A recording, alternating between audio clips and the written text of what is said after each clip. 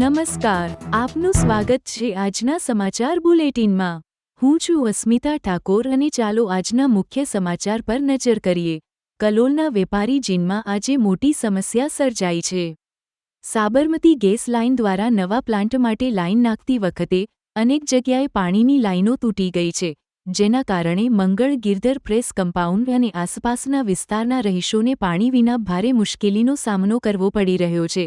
સ્થાનિક રહીશો અને વેપારીઓ આ વાતથી ચિંતિત છે કે તહેવારોની સિઝનમાં જ્યારે પાણીની વધુ જરૂરિયાત હોય છે, ત્યારે સાબરમતી ગેસ લાઇનની લાપરવાહી આ સ્થિતિ ઊભી કરી રહી છે।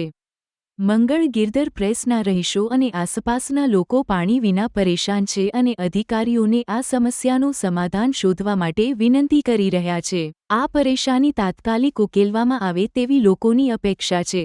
ફરી મળીએ મહત્વના સમાચાર અને વિસ્તૃત માહિતી સાથે, ત્યાં સુધી માટે રહેતા રહો આપણા ચેનલ સાથે। આ હતું આજના મુખ્ય સમાચાર। વધુ વિગતો માટે જોડાયેલા રહો।